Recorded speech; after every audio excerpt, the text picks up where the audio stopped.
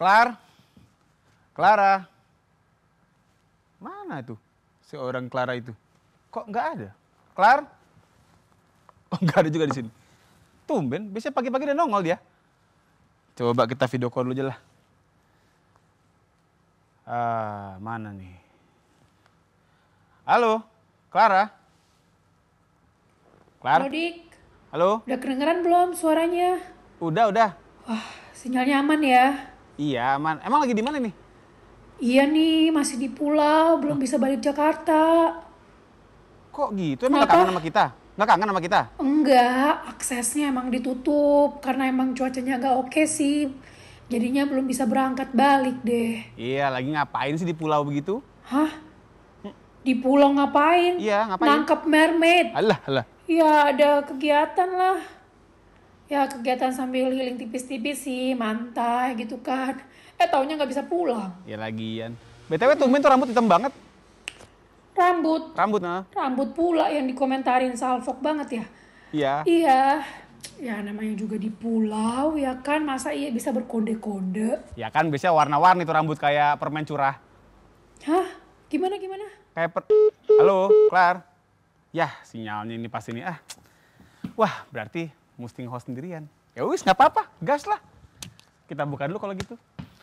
Halo pemirsa, selamat pagi. Jumpa lagi di Halo Dokter bareng saya Dokter Dika yang sendirian hari ini karena Clara terjebak di pulau sana. Tapi nggak apa-apa, karena hari ini kita akan tetap ngobrol sehat karena sehat itu asik. Dan hari ini kita mau ngomongin soal penyakit yang agak lumayan serem sebenarnya. Kenapa? Karena kita mau ngomongin soal penyakit katup jantung. Apa itu katup jantung? Apa bedanya sama katup keran air gitu kan? Apa yang memang sebenarnya terjadi dengan penyakit katup jantung ini? Makanya kita mesti kenal nih sama yang namanya penyakit katup jantung, baik itu gejala, penyebab, dan juga pengobatannya. Makanya kenapa kita bakal ngundang dua tamu yang keren banget. Yang pertama, karena kita mau ngomongin jantung, kita nggak mungkin ngundang dokter hewan kan. Kita pasti ngomongin dokter jantung nih. Yang pertama ada dokter Risa Umi. Berarti ini ibunya anak-anak nih. Umi, ya kan? Dokter Risa Umi ini adalah seorang dokter spesialis jantung dan pembuluh darah ya. Dan pastinya nggak cuma sendiri, akan ditemani sama satu dokter yang juga nggak kalah kece. Beliau adalah Dr. Ismail Dilawar, spesialis BTKV alias bedah toraks kardiovaskular, subspesialis jantung dewasa. Berarti saya nggak boleh nih berobat sama beliau karena saya masih anak-anak mukanya. Jadi kita akan ngobrolin panjang lebar soal apa sebenarnya namanya penyakit jantung yang sifatnya kena ke katupnya. Emang jantung ada katupnya ya? Nah itu. Biar kita lebih ngerti soal apa itu penyakit katup jantung, apa itu katup jantung, langsung aja nih kita ngobrol di sini. Dan buat yang penasaran pengen tahu juga atau pengen konsul atau pengen nanya, boleh banget. Hari ini kita akan buka lewat Instagram ya. Ada Instagram kita di @halodokter_tvri. Silahkan diketik sepanjang-panjangnya, sejelas-jelasnya, mau nanya apa, nanti akan kita bahas di segmen keempat. Untuk itu, biar nanti lebih ngerti, biar kejawab semuanya, tetap di dokter karena sehat itu asik.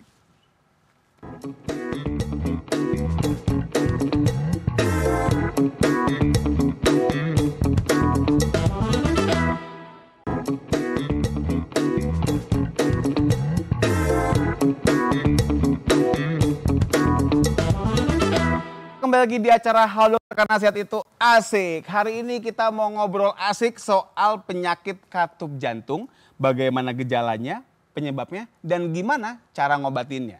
Tapi sampai kita ngomong ke sana, kita mau tahu dulu dong yang namanya penyakit katup jantung ini apa sih?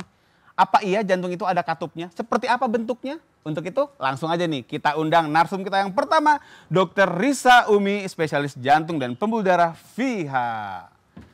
Halo Dokter Risa, selamat pagi dok. Silakan Dokter Risa. Thank you, terima kasih. Dokter Risa Umi, spesialis jantung dan pembuluh darah FIHA. FIHA ini apa sih dok singkatannya? Fellow of Indonesian Heart Association, Oh, jadi spesialis jantung di Indonesia. Oke. Perkumpulan spesialis jantung di Indonesia. Berarti perkumpulan dokter spesialisnya begitu ya? Iya, betul. Dok, kalau ngebahas soal katup jantung, sebenarnya apa itu katup jantung? Emang ada katupnya jantung kita? Nah, itu pertanyaan bagus banget tuh, Wah, Dokter terima Dika. kasih dok. Lumayan. Soalnya kebanyakan yang tahu nih masyarakat kita taunya pasang ring ya. Kalau sakit jantung tuh pasti katanya pasang ring. Yeah. Nah, Ternyata sebenarnya penyakit jantung tuh berbagai macam. Salah satunya setelah penyakit jantung koroner yang harus dipasang ring, yang sering kita temukan tuh adalah penyakit jantung katup. Nah, tadi kan Dokter Dika pernah bilang tuh yang apa kayak keran air ya, benar sama nggak sih gitu? Gimana tuh? Jadi kalau misalnya jantung kita tuh strukturnya banyak, bagiannya tuh banyak.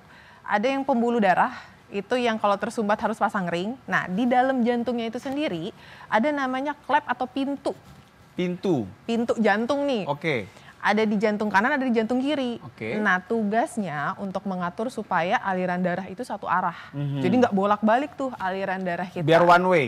One way. Oke. Sehingga nggak ada pencampuran antara darah yang miskin oksigen ataupun yang kaya oksigen. Terus jalan itu smooth, darah itu ke seluruh tubuh. Darah yang kaya sama yang miskin oksigen ini saldonya berapa dok perbedaannya? Bukan sama. Ya? Oh, harusnya saldo. sama. Darah yang masuk sama dengan darah yang keluar. Nah, mungkin nanti saya ada slide-nya juga saya itu dok, persiapkan. supaya lebih ke gambar kali ya maksudnya nih katup apa pintu. Tadi pintunya seperti apa? Pintunya bentuknya gimana gitu kan? Pintu betul. elektrika, otomatika, apa gimana? Betul. Nah, monggo dok, mungkin ada slide yang ingin disampaikan. Oke, coba ya kita langsung lihat aja karena Ya memang, boleh dibantu. Jadi kalau kita ngomongin katup jantung atau klep jantung, nah kita harus tahu dulu posisinya tuh di mana sih gitu. Nah mungkin ini adalah gambar jantung kita nih, Dokter Dika ya. Ya. Nah kalau jantung kita dibelah, tampilannya seperti ini nih. Di dalamnya ada bagian ototnya. Terus yang putih-putih ini adalah gambaran klepnya, klep atau katup jantung. Mungkin bahasa awamnya tuh masyarakat bilangnya klep jantung. Klep jantung. Nah kan kalau kita dulu pernah belajar, mungkin waktu SD masih ingat, kita ada jantung kanan, ada jantung kiri. Berarti ada dua jantungnya? Bagian. Bukan dua jantung ya ini berarti ya? jantung kanan, nah ini jantung kiri. Nah di jantung kanan ini ada dua pintu atau ada dua klep. Nah di jantung kiri juga ada dua klep juga. Nah dua klep yang ini namanya klep trikuspid, ini namanya klep pulmonal. Dia fungsinya adalah menghantarkan darah yang miskin oksigen, dikirim ke paru-paru, terus paru-paru nanti masukin oksigennya. Dibikin jadi kaya? Jadi kaya oksigen masuk ke jantung sebelah kiri. Nah di jantung sebelah kiri ini ada dua juga nih, Dokter Dika klepnya. Ada klep mitral, ada satu lagi aorta. Nah ini nanti klep ini mengatur darah itu masuk, kemudian nanti keluar ke pembuluh darah besar ke seluruh tubuh. Jadi organ kita ini dapat darah yang kaya oksigen di otak, di perut, kemudian gitu. Tapi gitu dok, emang kalau misalnya tadi kan dokter bilang fungsi si katup ini adalah mencegah jangan sampai si darah kaya sama miskin oksigen dia bercampur. Iya. Emang kalau nyampur kenapa dok? Nah kalau misalnya mencampur dibayangkan jadi darah ini nih yang misalnya yang harusnya dia keluar masuk nih dari yang kanan. Dari namanya atrium kanan nih di bagian atas, nah dia masuk ke ventrikel kanan. Dari sini kan harusnya semua tuh naik ke atas ya, ke paru-paru. Kalau misalnya dia bocor aja, ada yang tersisa dong di sini. Nah di ruangan ini nih ada yang tersisa, sorry. Ya nggak pernah di swipe aja, sorry. Nah ini kalau kita buka, kalau kita perbesar, nah di sini ada yang sisa dong kalau dia bocor misalnya, sehingga lama-lama otot jantungnya bisa melebar. Karena dia nyisa itu numpuk gitu ya maksudnya ya? Numpuk dan mengganggu kontraksinya, pompanya. Jadi gitu. Bukan karena si darah kotor sama darah bersihnya kecampur jadi darah yang sederhana itu tengah-tengah enggak gitu ya? Enggak. Lebih karena tadi dengan adanya darah yang nyisa dia ngebendung, bikin jadi bengkak gitu. Iya, kata bendungan itu sebenarnya yang sering kita pakai. Jadi kenapa sih bisa bocor, bisa sempit sebenarnya ternyata klep kita itu. Sama, kalau sempit dia harusnya keluar semua. Saking sempitnya nih pintu nggak kebuka nih. Akhirnya terbendung di sini. Bengkaklah jantungnya. I see, gitu. baik. Silakan dok, dilanjutkan. Oke, mungkin akan lebih jelas nih kalau teman-teman lihat nanti. Ini adalah menurut saya gambar video yang bagus banget nih untuk menjelaskan sakit jantung katup. Nah ini jantung kita nih kontraksi 24 jam nih. Nggak berhenti tuh ya? Nggak berhenti dong. Nggak ada istirahatnya ya? Nggak ada. Nah ini kita lihat, kita belah jantung kita. Nah ini yang kita sebut sebagai klep nih yang putih ini. 1, 2, 3, 4. Yang ini punya jantung kanan, yang ini punya jantung kiri. Yang biru ini darah miskin oksigen, yang merah darah kaya oksigen. Kalau dokter lihat nih jalannya satu arah ya. One way semua ya? One way semua. Nggak bisa putar balik berarti kan? Nggak bisa. Nggak bisa, perboden. Nah itu dia makanya, dia fungsinya, klep ini adalah buka tutup seperti pintu. Kayak pintu koboi ya dok ya? Dia mengatur aliran darahnya nih. Nih sekarang di sini akan diperlihatkan apa aja sih sebenarnya yang namanya sakit klep jantung. Satu kita bilang stenosis. Stenosis itu bahasa awamnya sempit. Menyempit. Menyempit, Oke. pintunya itu nggak bisa buka lebar. Oh, ibarat kata kayak bekarat gitu apa gimana, Dok? Sempit bukaannya. Oh, Jadi sempit. harusnya bukanya segini, dia buka cuma segini. Oke. Ada juga yang namanya tadi regurgitasi ya. Regurgitasi itu yang kita bilang bocor. Bocor. Bocor klepnya. Contohnya misalnya nih, harusnya klep ini nutupnya rapet ya. Mm-mm. Dia malah nggak rapet nutupnya. Jadi balik lagi dong darahnya. Balik lagi. Oh, Jadi oke. lawannya stenosis itu. Kalau tadi si stenosis dia nyempit, kalau ini malah jadi nggak bisa nutup rapet. Dia nggak nutup rapet, jadi malah akhirnya bocor ke bawah regurgitasi kita oke. bilangnya. Gitu. Nah, terus Dok, kalau udah kayak begitu, gimana tuh orang-orang yang ngalamin seperti itu, biasanya gambarannya gimana sih?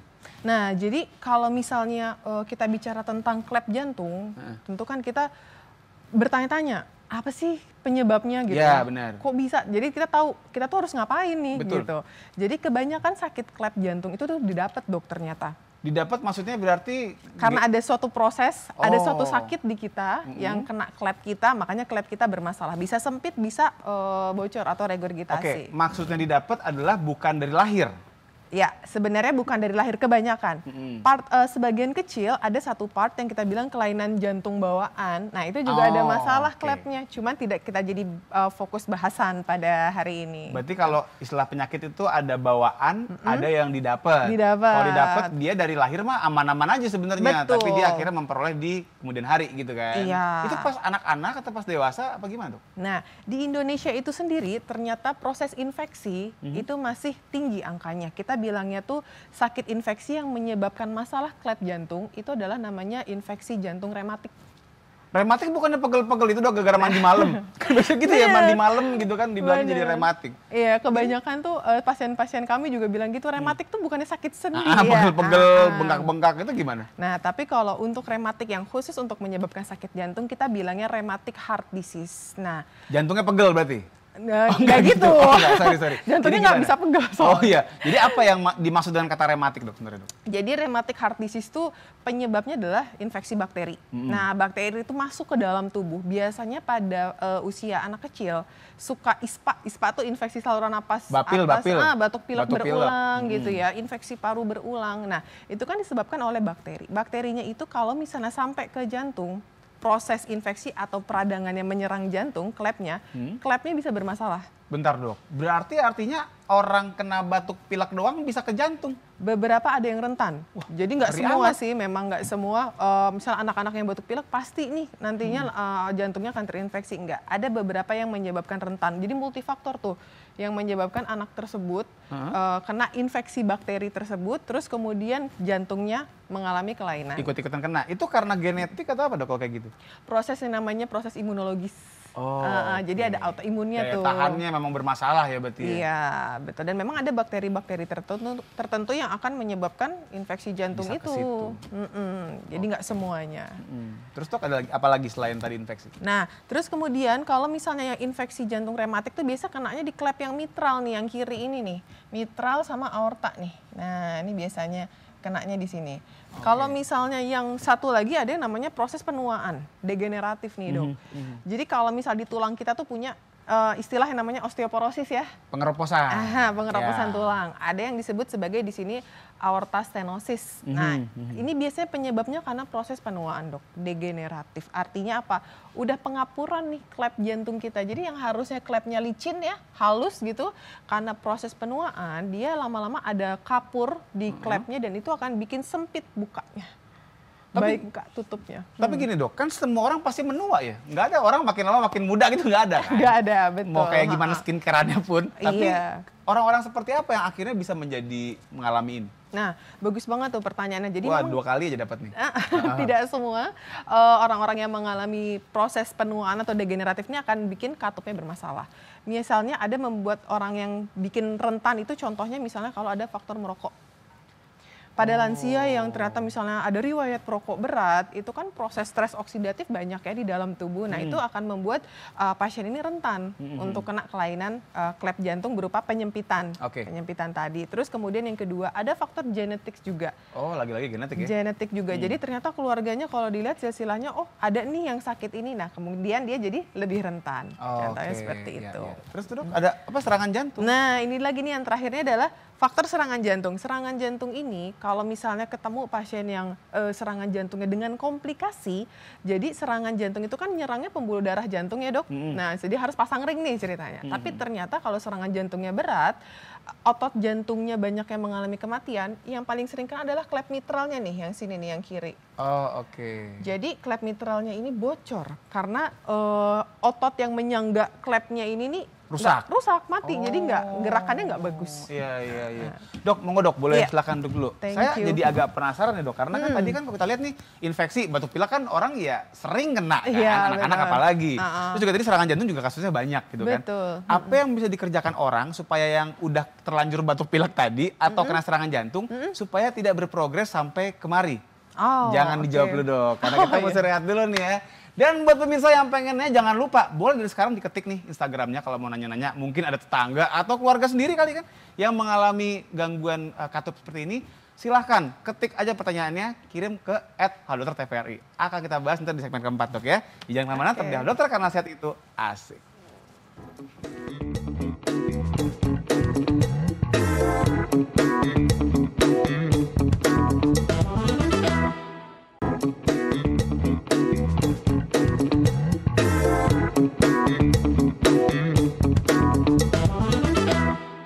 Oke pemirsa, kembali lagi di acara Halo Dokter karena sehat itu asik. Dan tadi saya nanya nih sama Dokter Risa. Tadi kan katanya orang yang batuk pilek aja bisa kena ke jantung, ke katupnya ya kan. Terus juga orang serangan jantung bisa ke situ juga.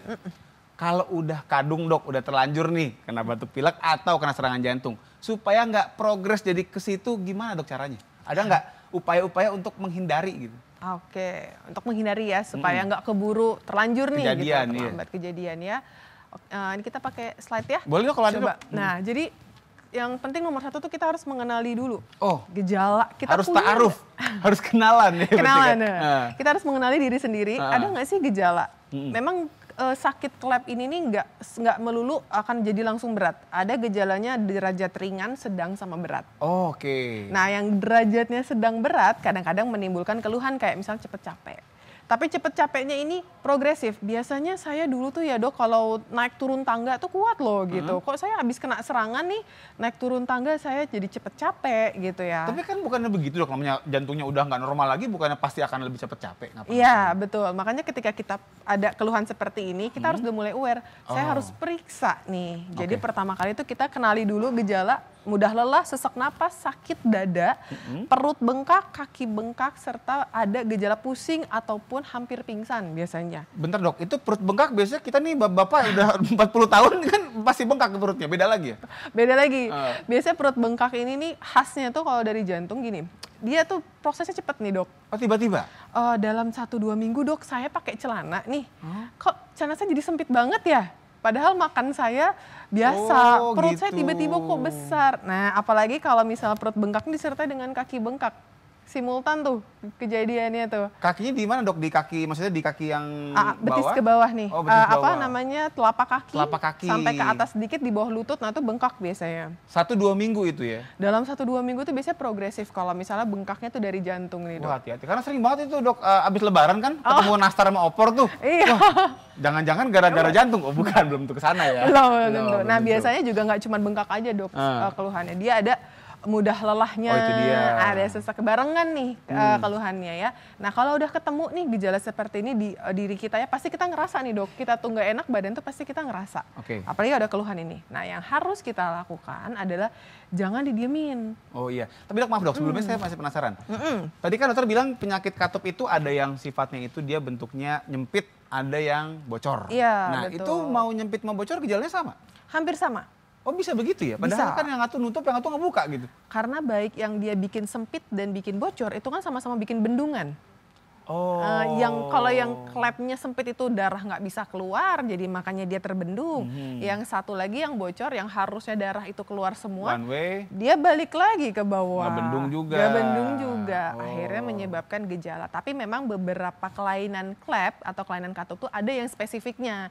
Contoh misalnya tadi yang pingsan, itu khas sekali pada kelainan katup yang kita bilang sebagai aorta stenosis. Berarti yang nyempit? Nyempit katup aortanya. Yang nyempit itu dia seringnya pingsan. Seringnya pingsan, biasanya hampir pingsan, pusing gitu. Itu pingsannya kalau lagi aktivitas atau tiba-tiba gitu? Bisa tiba-tiba. Oh. Bisa kapanpun juga. Lagi biasanya. ngapa-ngapain gitu atau dapat berita tiba-tiba saldo 0. Pingsan itu juga kadang-kadang begitu. itu beda tuh. Sering begitu kadang-kadang. Iya pingsan. Oh ini bisa kapanpun nih? Bisa kapanpun.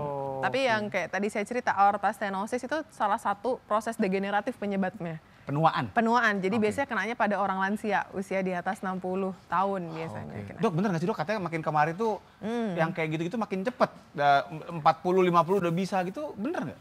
Kalau beberapa sih kalau untuk kelainan klep ya, kita masih menemukan kalau yang stenosis ini atau yang penyempitan usianya memang yang di atas 60. Yang 40-50 tuh kayaknya kebanyakan yang sakit jantung koroner ya dok. Pasang ring itu kan makin muda nih sekarang. Bener, umur-umur 30-an something udah banyak ringnya gitu kan. Ada ring tinju gitu kan. Oh enggak bukan. Nah itu jadi bisa ya makin kemarin makin cepat. Tapi kalau tadi dibilang yang penyempitan biasanya 60 ke atas. Kebanyakan usia di atas 60. Lanjut dok silakan dok. Nah terus kemudian kan tadi kita udah ngerasain gejala ya, kita harus periksa gitu. Kita harus tahu saya ini ada sakit jantung nggak gitu. Kok ada keluhan-keluhan seperti itu. Jadi yang kita bisa lakukan tuh pemeriksaan ke dokter jantung khususnya ya. Terus nanti dokter jantungnya akan melakukan pemeriksaan rekam jantung. EKG itu pemeriksaan yang sangat simpel, mudah dilakukan dimanapun, nggak harus di rumah sakit, di klinik pun bisa. Nah terus kemudian yang kedua adalah ronsen. Biasanya ditemukan dari ronsen ini ukuran jantungnya besar. Karena kan ada bendungan. Tadi. Jantung itu akhirnya yang tadi ukurannya kecil dia lama-lama bisa membesar. Terus kemudian tes treadmill juga bisa, tapi kalau untuk klep jantung, katup jantung, sebenarnya yang lebih informatif itu adalah USG jantung. USG jantung. Atau ekokardiografi. Itu sama dok, antara USG jantung dengan ekokardiografi itu sama? Sama. Jadi kalau orang awam biasa bilangnya USG jantung gitu. Sama. Jadi pemeriksaan echo ini gambarnya sebelah sini ya dok ya. Nah ini pemeriksaan yang simple, mudah dilakukan, tanpa radiasi dan tidak perlu persiapan sebenarnya. Kalau untuk USG jantung yang lewat dinding dada. Tapi gini dok sekarang, ini kan kalau lihat-lihat gambar-gambarnya kayak kan di rumah sakit kota-kota besar nih. Nah kalau misalnya di pelosok-pelosok mungkin misalnya TVRI banyak yang di tempatnya belum ada rumah sakit yang besar gitu. Bisa nggak? Untuk deteksi klep sebenarnya screening awal itu dari pemeriksaan fisik dok. Apa yang dicari dok? Jadi ada yang disebut sebagai murmur, bunyi jantung murmur. Yaitu? Yaitu jadi murmur itu adalah kelainan bunyi jantung yang disebabkan oleh abnormalitas dari gerakan dinding katup itu. Jadi kan tadi kan katupnya ada yang sempit, ada yang lebar ya. Otomatis di situ terjadi turbulensi dok, aliran darah dok. Muter gitu, ininya akhirnya nggak one way tadi ya? Nggak smooth kan aliran darah. Itu yang kalau dokternya periksa pakai stetoskop, kedengeran nih bunyi jantung kan gitu ya. Jantung normal kan duk. Ini mungkin persis. Gitu ya. Anak dugem kayaknya itu jantungnya. Persis gitu. Jadi ada bising kita bilangnya, bising jantung. Nah, itu screening awal. Bisa kita anggap kecurigaan ke sana nih berarti nih. Iya, langsung deh Pak, saya rujuk Pak, Bu, saya rujuk ya ke kota A misalnya, perlu USG jantung atau echo. Ditambah dengan tadi ada gejala kayak cepet capek, apalagi pernah ada serangan jantung. Atau ada bengkak kan perut, ada bengkak kaki. Itu ya. Jadi meskipun tadi pemirsa mungkin ya di tempatnya belum ada rumah sakit yang besar gitu ya. Ya tetap bisa gitu ya, di puskesmas pun paling nggak bisa kesaring nih. Betul. Kalau ada kecurigaan ke sana kan. Oke. Lanjut dok. Nah terus kemudian tadi di puskesmas juga bisa ronsen. Bisa kan? Kelihatan gedenya tadi ya. Udah ada murmur kok di ronsen ya, oh iya jantungnya besar. Nah, gitu ya. Jadi jangan malah jumawa ya, wah saya berbesar hati gitu ya, enggak, beda lah ya, jantung sama hati beda. Beda. Nah itu ya, modalitas yang lain sih sebenarnya bisa dengan CT scan bisa, ortografi bisa. Nah nanti kalau misalnya untuk, kalau udah ketemu, misalnya memang, bener nih. Bener nih. Nanti kita harus maju ke yang namanya treatment. Treatment untuk sakit jantung katup ini sebenarnya pertanyaannya paling sering adalah, dok bisa minum obat aja nggak? Nah itu. Nah, ya kan dok? Gimana dok? Nggak tahu kan narasumbernya kan dokter. Gimana dok? Bisa Jadi itu pertanyaan paling sering tuh. Kalau ada orang dengan sakit klep jantung, saya mau minum obat aja, bisa nggak? Nah, kalau dengan obat-obatan saja itu tidak efektif, tidak definitif untuk men-treatment sakit klep. Karena kayak saya bilang, klep itu kayak pintu dok. Istilah kata nih pintunya emang udah rusak, berarti mesti ganti pintu dong. Nah ganti pintu atau emang perbaikin tuh engselnya kan. Kasih oli gitu kan. Misalnya atau engselnya diganti, misalnya kan nih engselnya lepas nih gitu kan. Perbaiki deh engselnya. Atau emang sekalian aja kalau udah rusak parah pintunya. Ganti pintunya. rumahnya. Jangan dong. Pintunya aja dong. Pintu aja, nggak usah ganti rumah gara-gara pintu jebol, nggak usah. Oke, Iya. jadi bisa, artinya bisa dibilang begini dok, pengobatan yang sesungguhnya adalah dengan cara operasi. Secara umum gitu, surgery kita bilangnya. Nah, tapi saat ini karena kemajuan teknologi, ada opsi lain sebenarnya di luar surgery dengan opsi yang kita bilang sebagai transkateter. Nah, mungkin nanti akan dibahas lebih lanjut ya. Betul. Setelah sesi ini. Nah, obat-obatan jadi perlu nggak sih dok Nah, itu. minum? Gimana? Kan suka tanya tuh, jadi saya udah operasi, saya bisa lepas obat nggak? Nah, jawabannya adalah belum bisa sepenuhnya untuk lepas obat. Tapi obat-obatannya obat-obatan apa dok yang diminum? Biasanya obat untuk pembengkakan jantungnya. Pembekakan jantungnya. Jadi tadi kalau ingat di awal kan saya pernah mention bahwa sebenarnya kalau klep jantungnya ini derajatnya berat, itu biasanya menimbulkan keluhan. Artinya apa? Derajat berat ini udah bikin pembengkakan nih Oke. jantungnya. Nah, jadi obat-obat yang kita kasih itu untuk meredakan atau menghilangkan pembengkakan jantungnya. Oke. Nah, betul kita sudah treat dengan surgery misalnya, tapi sementara waktu kita masih harus mengkondisikan jantungnya itu fungsinya baik dengan obat-obatan. Tapi gini dok, sebenarnya kalau bicara pengobatan penyakit jantung katup gini, itu emergensi nggak sih dok? Artinya gini, begitu ketahuan, oke besok kita harus langsung benerin. Apa bisa nunggu dulu mungkin? Iya. Mungkin kan biasanya kan urunan lu tuh keluarga kumpul dulu, diskusi dulu panjang lebar kan? Apa Iya. mesti segera buru-buru? Ada dua kondisi dok, ada yang kita sebut sebagai satu sifatnya urgent. Urgent itu adalah misalnya ternyata kita mendapatkan pasien yang klep jantungnya bermasalah tapi ada infeksi akut, namanya infektif endokarditis. Oh oke. Nah, Berarti apa tuh artinya dok? jadi- Infeksi jantungnya? Iya, jadi ada infeksi oleh bakteri, di mana nih infeksinya ini cukup ganas sehingga menimbulkan komplikasi di jantung. Oke. Kalau kita buying time lagi, kita undur-undur, khawatirnya ini keburu komplikasi. Nanti kalau sudah keburu dioperasi, prognosisnya nggak bagus nih, kedepannya nggak bagus nih outcome-nya. Oke. Khawatirnya seperti itu pada kondisi infektif endokarditis. Oke, jadi mendingan segera buru-buru dioperasi ya. Iya, Untuk biasa- itu dok, kita buru-buru panggil nih dokter yang bisa ngoperasinya. Gimana dok? Kayaknya bener kayak gitu deh. Kalau gitu mari kita sambut Dr. Ismail Dilawar, spesialis BTKV, subspesialis jantung dewasa. Halo Dr. Ismail, selamat pagi dok. Selamat pagi Dok. semuanya. Silakan Selamat duduk pagi. dok. Terima kasih. Oh berarti ini dok ya tersangkanya yang suka bongkar-bongkar jantung orang nih. Ahlinya. Ahlinya yang Justru, bisa dok. buka-buka jantung orang dok. Iya. Dok gimana dok kalau tadi ada pintunya jebol, itu berarti dokter yang jago benerin pintu berarti. Iya. Tukang reparasi. Tukang reparasi pintu. Jadi pemirsa kalau ada pintu di rumah yang mungkin udah goyang, beda lagi. Dok, seberapa banyak dok kasus untuk benerin katup ini dok Ya. yang dokter temuin? Jadi memang penyakit jantung yang utama itu yang sudah kita ketahui semua yaitu penyakit jantung koroner. Itu nomor satu. Iya. Terutama untuk pasien-pasien dewasa. Yang nomor dua itu kelainan jantung katup.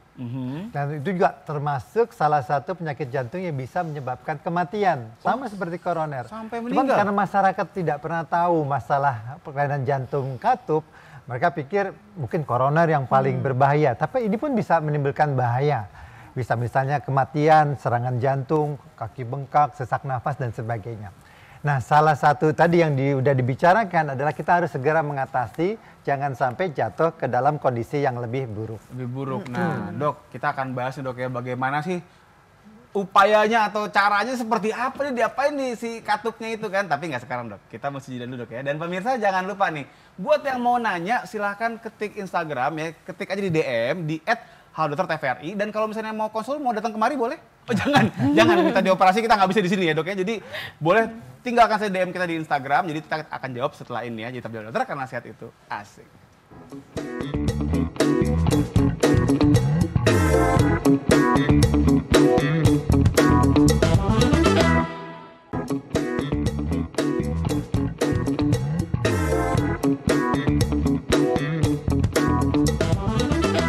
Oke pemirsa, kembali lagi di acara Hal Dokter karena sehat itu asik. Masih ngobrol bareng Dokter Ismail sama Dokter Risa tentang penyakit katup jantung ya dok.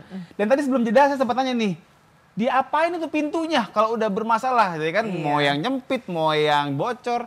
Tapi sebelumnya tadi ada ini dok, ada video kita nih, gambaran tentang, tadi kan Dokter Risa sempat ngomong gimana sih cara ngelihatnya jantung itu bermasalah katupnya kan. Iya. Monggo boleh mungkin Mas Adit, Mas Dika ditunjukin, nah ini ada video dok. Iya. Gambaran ekokardiografi tadi atau USG jantung. Betul. Sebenarnya seperti apa sih dok yang bisa ditemukan dari USG jantung itu?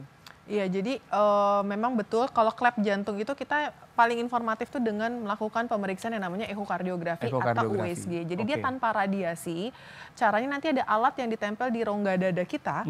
Nah, nanti akan secara dari gambar itu tuh akan bisa mengilustrasikan gambaran ruang-ruang jantung dan klepnya. Ruang-ruang jantung, berarti ada ruang tamu, kamar mandi gitu nggak ada ya? Dulu waktu SD kita belajarnya ini, bilik serambi kanan, iya. serambi kiri. Saya lupa loh, serambi itu atrium atau ventricle? Yang di atas, Dok. Oh, di atas. Serambi itu yang atas, Serambi atrium itu atas. kanan. Oh, nah, yang ventricle tuh bilik. Nah, jadi ini. nanti lewat ultrasound ya. Jadi ultrasound ini dia akan membuat, nah gambarannya seperti ini, Dok. Di layar kita akan ngelihat tuh ada yang buka tutup tuh. Nah, itu adalah gambaran klep yang tadi saya tunjukkan di gambar. Oh, pintunya tadi ya, si pintu yang bermasalah tadi ya. Iya, betul. Ini ya berarti ya. Nah, oh, betul. Iya, Itu kan dia buka tutup maka seperti pintu. Nah, kalau di echo akan tampak kayak gini nih, aliran darah kita bisa nilai. Gitu. Aliran darahnya itu bagus nggak sih, smooth nggak sih? Jangan-jangan ada yang bukanya cuma sempit. Nah, itu namanya stenosis atau penyempitan. Ini lari ngapain dia?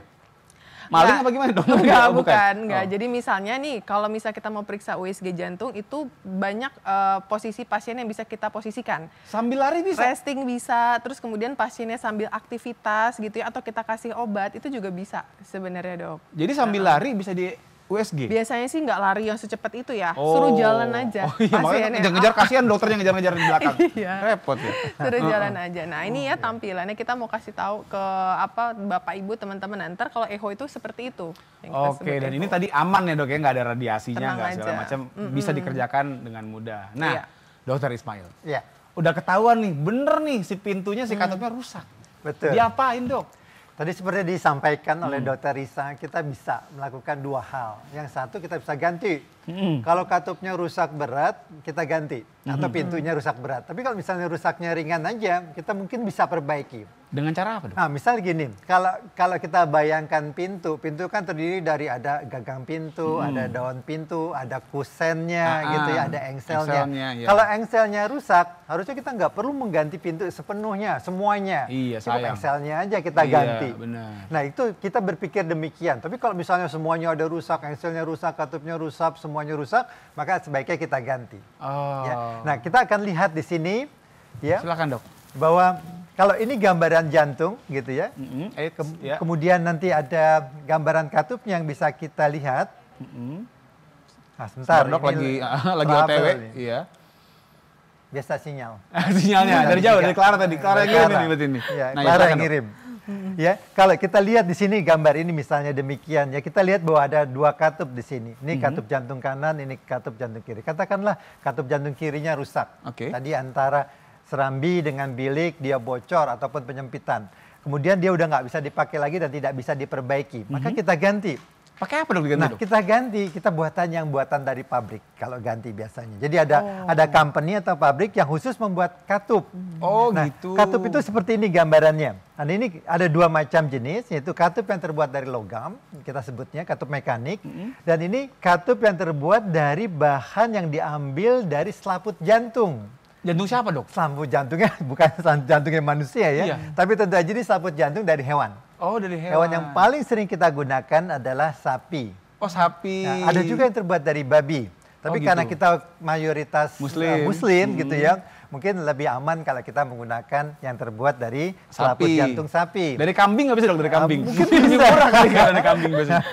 Iya iya. Terus. Ya. Nah, kira-kira demikian. Kemudian kita lakukan sedemikian rupa untuk mengganti katupnya. Nah, kalau untuk operasi, mohon maaf nih, mungkin ada audiens atau penonton yang takut gitu ya, Iya. kalau mengenai operasi jantung. Operasi jantung itu kan kita tahunya tuh sampai dibelak segala macam, gitu dibuka kan. segala macam sehingga orang takut. Itu masih dikerjakan. Oh masih. Tapi sekarang ada inovasi baru, namanya minimally invasif. Jadi kalau minimally invasif itu ya, jantungnya itu dadanya itu nggak dibelah semuanya. Jadi Bahkan kita melalui samping. Oke. Lewat samping gitu ya, lewat ini dan bukanya juga kecil. Kenapa kita lakukan demikian? Karena banyak manfaat yang bisa kita ambil dari operasi dengan teknik minimal invasif. Dan terutama mohon maaf untuk ibu-ibu, anak-anak gadis, anak-anak darah gitu ya. Mungkin kalau kita potong di sini, ada bekas lukanya. Kurang dan sebagainya. estetik dok namanya sebutan zaman sekarang. Mungkin Kurang cowok estetik. juga akan memperhatikan Iya, kurang nyaman gitu iya, ya ngeliat iya, cewek iya. aja demikian. Nah, oleh sebab itu kita usahakan bagaimana caranya supaya operasi ini tidak terlalu menakutkan, tidak terlalu besar dan menyenangkan untuk semua orang baik perempuan maupun laki-laki, maka kita lakukan operasi melalui samping. Jadi bisa dibilang akhirnya lebih cepat juga kali recovery-nya dok ya, pemulihannya lebih cepat gitu Betul. kan? Itu yang diharapkan. Selain scarnya ya, luka bekas lukanya juga tidak merusak badan pasien, dia cepat pulih gitu ya, cepat kembali bekerja dan beraktivitas. Oke dok, nanya lagi. Ini bedanya yang logam sama yang biologis itu apa dok? Secara manfaatnya mungkin? Nah, benar. Ini ada dua perbedaan dan juga khusus spesifik pasien mana yang kita pilih untuk dapatin yang mekanik yang terbuat logam atau yang dari bioprostesa atau yang terbuat dari perikardium Sapi atau tadi ya. selaput sapi tadi. Nah, misalnya anak wanita usia subur ya, Oke. 20, 30, 35 sampai 40 gitu ya. Dia ingin pengen punya anak lagi. Katup mekanik tidak terlalu cocok. Karena? Karena dia harus makan pengencer darah yang sifatnya itu bisa mempengaruhi perkembangan janin ibu yang sedang hamil. Oke. Oleh sebab itu kita hindari penggunaan katup mekanik. Maka kita gunakan katup bioprostesa karena dia tidak perlu menggunakan pengencer darah yang sifatnya teratogenik gitu ya, atau yang mengganggu pertumbuhan dari janin tersebut. Oke. Nah, misalnya demikian. Tapi misalnya orang udah tua 45, 50 laki-laki tidak akan hamil laki-laki gitu ya. Mungkin katup mekanik lebih cocok. Kenapa? Katup mekanik diharapkan dia hidupnya lebih panjang, daya tahannya dibandingkan katup bio. Katakanlah misalnya ya, ini bisa tahan 20 sampai 25 tahun. Katup ini hanya tahan 10 sampai 15 tahun. Loh, kalau gitu dok, kalau yang operasi masih muda mesti ganti lagi dong ntar dong? Betul, ini pilihan, choice. Oh gitu. Ketika misalnya saya pengen hamil lagi, saya pilih yang bio. Tapi pasien tersebut harus siap nanti suatu saat kalau rusak, dia harus bersedia untuk operasi Pulang kembali. lagi dong ya. Oh oke dok. Silakan dok, ada lagi dok? Kita tadi ada dua teknik yang kita bicarakan. Tadi penggantian katup, ada perbaikan katup. Kalau rusakannya sedikit gimana? Iya, masa diganti? Masa diganti Sayang semua? sama Itu budget. sayang pintunya. Iya. Kan gitu ya. Oleh sebab itu kita lihat yang diambil contoh di sini katup mitral. Itu katup yang berada di antara bilik dan serambi kiri. Serambi dan bilik kiri. Nah, itu rusak. Kemudian kita lihat di sini kerusakannya. Oh, ternyata salah satu daun katupnya ada yang robek seperti ini. Padahal yang lainnya masih bagus, ya. Anulusnya bagus, atau kusennya masih bagus, engselnya masih bagus, semuanya masih bagus. Hanya ada robekan aja pada daun katupnya. Maka nggak perlu kita ganti. Mungkin cukup ini dijahit aja. Oh bisa dijahit dok Bisa ya? dijahit aja, ditutup kembali kerusakannya. Ya, sehingga dia menjadi rapat kembali. Oh, Nah, oke. kadang-kadang memang kita tambahkan juga nih. Kadang-kadang ada yang kalau kita daun pintu tuh ya, itu ada kusennya namanya tuh ya. Nah, betul. kusennya itu mengalami pelebaran. Oke. Maka kita pasang penguat di sekitarnya. Sekitarnya. Pakai apa, Dok? Nah, ini namanya ring anuloplasti. Ring. Ini bahannya titanium di dalam. Oh, oke. Ya, kemudian dibungkus oleh bahan namanya dakron atau kain gitu ya, namanya dakron. Kemudian di situ kita bisa menjahit di kain tersebut. Sehingga dia akan menguatkan anulus atau tadi kusennya yang melebar. Bingkainya lah ya. Bingkainya itu menjadi kokoh, menjadi lebih lagi. kecil sesuai dengan ukuran yang seharusnya. Iya, Itu iya. yang kita sebut repair. Nah, ini contoh lain adalah dijahit demikian. Jadi nggak perlu kita ganti nggak perlu. buang gitu ya. Karena belum tentu tadi seperti yang saya katakan, katup yang logam maupun katup yang bio dalam 10-15 tahun akan rusak gitu ya, 20 tahun akan rusak. Sedangkan kalau kita perbaiki dengan baik, dia bisa tahan lebih lama daripada katup bio dan katup mekanik. Dan itu yang banyak kita kerjakan sekarang. Kira-kira demikian. Ada lagi dok mungkin dok yang mau Nah, sampaikan dok? di sebelah sini kita bisa lihat ya bagaimana katup itu diletakkan di jantung pasien. Ya, ada beberapa teknik. Tadi secara dibuka, dioperasi. Ada juga teknik yang menggunakan teknik Endoskopi tadi. endoskopik. Ya. Dan ini tekniknya adalah perkateterisasi. Oke. Sekarang artinya? katupkan jantung ada 4 tadi ya, kita tidak harus melalui pembedahan. Nah, teknologi ini terus berkembang dan diperbaiki supaya menjadi yang paling baik gitu ya untuk pasien kita. Nah, bisa juga kita menggunakan kateter memasukkan katup melalui kateterisasi. Oke. Jadi nanti kita akan lihat juga dalam video mungkin di depan kita akan lihat bagaimana sih sebenarnya kalau kateterisasi itu bisa meletakkan katup pada tempat yang kita inginkan. Oh, oke, baiklah dok. Ya, sebelah sini, Oke. maaf. Iya. Oke, ini kita akan lihat videonya di sini adalah penggantian katup jantung. Oh, ini prosedur dok ya? Prosedurnya ini. Iya, iya, iya. Nah, kita lihat di sini pasien di dalam kondisi tidur ini dengan cara konvensional, Yang dibelah dibuka lebar. dadanya, buka lebar. Belah dadaku ya, gitu orang Belah kan. dadaku, Dibelah lihat beneran, jantungku gitu ya. Terus kita lihat jantung. Jantung tentu masih berdenyut ketika kita buka, ya. Kemudian kita perhatikan apa yang harus kita lakukan. Kemudian diberikan obat namanya heparin. Heparin ini pengencer Pengencer darah. dok ya? Oke. Ya, karena kita akan menggunakan mesin dan selang untuk mengalihkan darah dan fungsi jantung ke mesin. Namanya cardiopulmonary bypass mesin atau mesin jantung paru. Dialihkan lu berarti Dialihkan sementara. dioper. Di bypass. Di bypass Kayak ya, jalan oke. bypass. Ini pun di bypass dari jantung dialihkan ke mesin, dari mesin dikembalikan ke jantung supaya jantung bisa kita operasi, bisa Oke. kita hentikan untuk sementara saja selama kita melakukan operasi proses tersebut, ya. Nah, setelah jantung dihentikan menggunakan obat penghenti jantung, kemudian jantung dibuka, kemudian kita lihat katupnya. Nah, ini contohnya adalah katup mitral di sebelah kiri antara serambi dan bilik jantung kiri. Ya, kemudian tadi dicopot katup lamanya, kemudian dipasang katup baru. Yang dipasang adalah katup mekanik.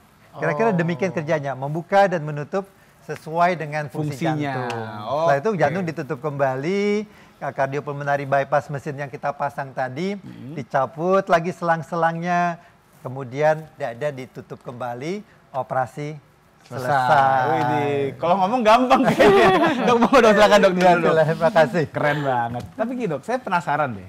Kan misalnya ada aja orang-orang yang mungkin sebelum operasi ini aktif nih olahraga, misalnya main bola gitu kan, kemudian atau main basket dan segala macam. Kalau udah operasi begini, masih bisa nggak dia olahraga lagi? Jangan jawab dulu dok. Oke. Karena kita akan jawab saat lagi dok.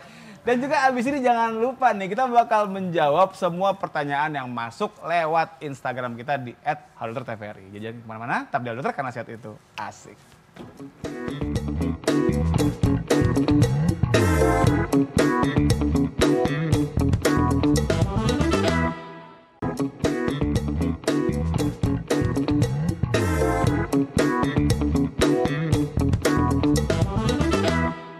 Pemirsa, kembali lagi di acara Halo Dokter karena sehat itu asik. Dan hari ini kita masih ngobrol seru ya dok ya. Ini keren banget kalau ngeliat tadi penjelasan Dr. Ismail dari saya tentang bagaimana penyakit katup jantung itu terjadi dan bagaimana pengobatannya.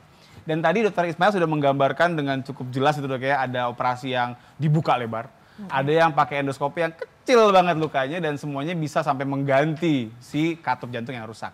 Tadi sebelum jeda saya sempat nanya, kalau misalnya nih yang dioperasi contohlah emang doyan futsal atau seneng main basket gitu kan, main congklak, oh enggak itu congklak nggak masuk. Nah itu mungkin nggak dok abis operasi bisa segera bermain kembali seperti atlet gitu loh maksudnya. Baik, nah, jadi pasien-pasien yang habis dioperasi biasanya menjalani proses namanya rehabilitasi. Rehab dulu Nah itu berarti. kerjasama tuh saya dengan dokter rehabilitasi medik. Oke. Nah setelah itu mereka akan membantu pasien dari yang mungkin masih lemah habis operasi, pelan-pelan menjadi kuat, sampai dia optimum. Sampai dia lebih baik dibandingkan dengan sebelum dioperasi. Bisa lebih baik berarti ya? Bisa. Oh, ya pasti Yang ya. tadi misalnya datang dengan keluhan sesak nafas, tidak kuat berjalan, segala macam, naik tangga, ngos-ngosan gitu ya, capek gitu ya. Tapi setelah operasi dia hilang itu semua. Bisa lebih sehat Bisa lagi. lebih sehat lagi, bisa bugar berlari, lagi. bisa jalan-jalan sebagainya gitu ya. Dan bisa main futsal juga. Oh, jadi meskipun Anda nggak bisa main futsal, habis operasi jadi bisa? Oh, Nggak nggak begitu gitu. juga. Nggak bisa begitu. Tapi itu semua juga bergantung dari ketika dia datang. Makanya nasihatnya tuh dari dokter Risa tadi ya, jangan nunggu lama-lama. Nah, itu dia. Ya, jangan dibiarkan jantung itu menjadi penyakit menjadi kronis, gitu, jadi berat, kemudian baru operasi. Itu manfaatnya akan berkurang. Artinya begini dok, kalau kita misalnya menunda, berarti tingkat keberhasilannya makin turun? Kira-kira demikian, manfaat yang kita peroleh dari operasi itu jadi lebih sedikit dibandingkan ketika kita sehat. Ini yang salahnya kan paradigma kita mengatakan oh jangan sekarang lo masih sehat, Nah, masih itu baik-baik maksudnya. aja, nanti aja kok udah berat Udah parah, banget, iya udah kan? parah, baru operasi. Itu salah. Lebih cepat ketika dalam kondisi yang optimal, badannya masih sehat, itulah saatnya kita lakukan tindakan operasi. Tapi saya mau ke dokter Risa dulu deh. Dok, sebenarnya kalau bicara progres penyakit ini tuh seberapa cepat sih? Hitungan tahunan kah, bulanan kah, atau mingguan kah, apa gimana? Sebenarnya semua tergantung etiologi atau penyebabnya nih dok. Oh, Nah, kalau oke. misalnya tadi kayak saya cerita ada suatu infeksi berat yang kita sebut sebagai infektif endokarditis, itu progresivitas untuk kelainan jantungnya cepat ya dok ya. Bahkan kita kadang-kadang pada yang kita cek ternyata sudah ada komplikasi, itu pasiennya nggak kita pulangkan. Bahkan kita rawat di rumah sakit, kita berikan terapi antibiotik sambil langsung kita prepare untuk surgery-nya. Oh. Nah, tapi kalau memang karena itu penyebab yang lain, misalnya kayak tadi suatu proses degeneratif gitu ya, karena proses penuaan. Nah itu biasanya tidak secepat infeksi akut. Oke. Mungkin hitungannya bisa tahunan. Jadi merasakan gejalanya tuh sudah sejak setahun yang lalu mulai cepat capek ya. Terus kok tiba-tiba nih dalam sebulan 2 bulan ini sering pingsan, bengkak-bengkak nih tangan kakinya kayak gitu. Jadi nggak secepat infeksi. Jadi kalau misalnya yang penyebabnya adalah penuaan, dia masih punya waktu buat rembuk keluarga dulu tuh ya. Kadang kan gitu dok, kadang suka undang Iya keluarga sih. besar dulu itu. Iya kan, nunggu lebaran dok, bisa dok. Biar bisa kumpul semua kan. Oh jadi bisa dibilang artinya kalau memang penyakitnya itu karena infeksi, mendingan udah deh dalam hitungan hari udah deh dioperasi. Tapi kalau tadi bicaranya penuaan masih punya waktu. Tapi tadi dok ya, yang penting jangan terlalu menunda. Iya betul. Semakin diundur, makin jelek nanti hasilnya dok ya. Betul. Oke deh dok, kita udah punya pertanyaan dari Instagram dok. Ada beberapa yang udah nanya ke kita ya. Oke boleh Mas Adit, Mas Dika, namanya Dika juga nih bulan sama nih. Oke dari ag.rani III, I-nya 3. Pagi dok, izin bertanya. Pagi, apakah ada gejala yang spesifik untuk penyakit jantung dan apakah benar malah penyakit katup jantung ini kadang nggak ada gejalanya? Nah, dokter Risa, Iya. ada nggak?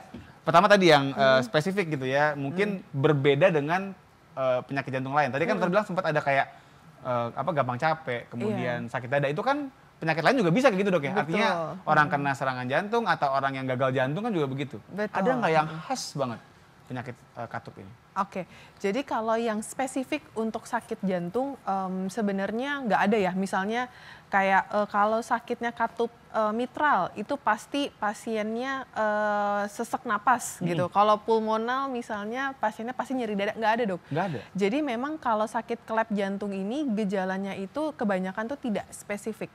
Yang spesifik itu adalah justru yang di kelainan katup aorta biasanya kayak tadi saya cerita. Oh, pingsan, yang suka Iya, pingsan, betul. Yang tiba-tiba. aorta stenosis itu yang paling sering gejalanya itu adalah satu chest pain atau sakit dada, Sakit dada. nyeri dada. Terus kemudian yang kedua itu adalah pingsan, near syncope kita bilang hampir pingsan ataupun pingsan. Sama Hampir tuh black out gitu dok ya? Oke. hampir pingsan. Sama yang ketiga itu dia adalah dyspnea atau sesak napas. Nah kalau aortic stenosis atau penyempitan katup aorta itu memang ada gejala khasnya kita bilangnya. Tapi di klep yang lain seperti misalnya klep mitral gitu ya, yang paling sering kan selain klep aorta tuh yang sakitnya adalah klep mitral. Itu gejalanya gejala pembengkakan jantung. Oh, oke. Yang mana berarti keluhannya itu cepet capek, sesak napas, dan bengkak-bengkak biasanya. Kaki bengkak, perut bengkak. Bukan gitu. karena habis dipukulin dok ya? Bukan. Bengkak ya? Oke. Ada nggak yang nggak ada gejalanya? Nah betul, pertanyaan kedua ini justru yang paling banyak. Jadi kalau derajatnya ini ringan dan sampai derajat sedang pun kadang-kadang nggak bergejala dok. Ngeri juga ya? Jadi kita ketahuannya pas medical check up, MCU nih nggak sengaja nih dari kantor kan dikirim buat MCU. Akhirnya kita periksalah rekam jantungnya, kok rekam jantungnya hasilnya nggak normal ya. Oke, kita coba echo, USG jantung. Oh baru ketahuan ada nih kelainan tapi derajatnya ringan. Nah kalau gitu gimana dok? Kalau nggak ada gejala, apa mesti segera dibenerin apa gimana bagusnya? Enggak, biasanya kalau misalnya dia derajatnya ringan ataupun misalnya sedang, nah kita lihat dulu, kita periksa menyeluruh pasiennya. Simptomnya kita lihat, hasil echo-nya juga kita lihat ya dok ya. Ada parameter-parameter echo yang mengharuskan kita untuk refer ke dokter bedah, ada yang menggait kita untuk observasi dulu deh. Lihat dulu aja. Tiap 6 bulan gitu. Kumaha engke lah kalau kata orang Sunda. Iya. Oke, lanjut lagi. Dari Mbak Indah nih, Indah KHD. Mau tanya apakah salah satu katup jantung rusak bisa sembuh tanpa operasi? Nah aku mau dengar dari dokter Ismail. Kan dokter Ismail bisa ngoperasi nih. Kalau dia nggak mau gimana dok? Iya, demikian. Jadi memang kalau ada stepnya, ada derajatnya. Tadi dokter Risa katakan kerusakan itu ada ringan, sedang, berat. Ya, Kemudian pasien ini datang kemudian dengan kerusakan ringan, mungkin belum tentu operasi. Atau penyebabnya itu masih bisa disembuhkan. Kadang-kadang penyebabnya bukan katupnya, tapi dinding jantungnya. Oke. Dengan obat-obatan segala macam, ketika pulih dinding jantungnya, gitu ya, sembuh kembali, otomatis katupnya juga bisa Normal lagi? normal kembali. Oh. Tapi kalau penyebabnya itu adalah kerusakan pada si katupnya itu sendiri, apa daunnya robek atau ada talinya yang putus, anulusnya ataupun Pusarnya ringnya, tadi, Dok, ya? pusarnya tadi melebar, itu agak susah. Oh. Itu memang pilihannya operasi, dan itu biasanya pasien jatuhnya bukan pada yang ringan atau sedang, bisa sedang sampai berat.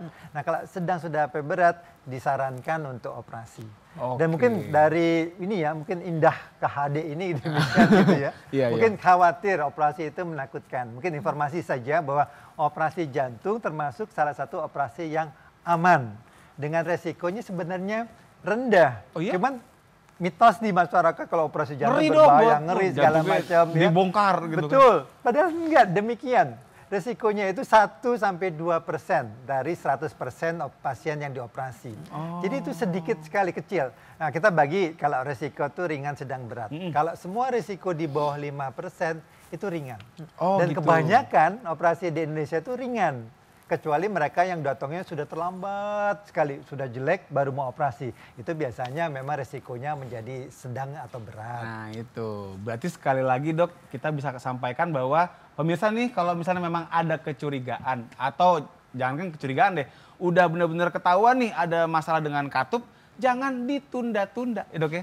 Segera ditangani, dan kalau ya memang masih ringan bisa tanpa operasi, tapi kalau memang tadi udah cukup berat, ya mau nggak mau harus dioperasi. Tapi kan tadi Dok ya, dengan bisa dikatakan nggak serem kok, resikonya kecil. Jadi daripada kita kenapa-kenapa, mendingan ya udah ditangani sesuai dengan masalahnya di mana gitu ya. Terima kasih banyak Dokter Ismail dan Dokter Risa ya atas penjelasannya, luar biasa, asik banget, jelas banget ya. Dan kita jadi lebih ngerti sekarang soal penyakit katup jantung. Mudah-mudahan sehat nih ya, nggak ada yang kena, tapi kalau ada yang kena sekarang jadi tahu mesti ngapain. Terima kasih banyak Dokter. Dan juga terima kasih untuk pemirsa telah bersama kami. Jangan lupa saksikan terus Halo Dokter dari hari Senin sampai Jumat jam 9.30 sampai beres di TVRI. Dan buat yang ketinggalan nih, yang tadi ketiduran misalnya kan, bisa banget saksikan acara ini ya di YouTube kita di TVRI Nasional. Jadi selalu saksikan Halo Dokter karena sehat itu asik. Dadah.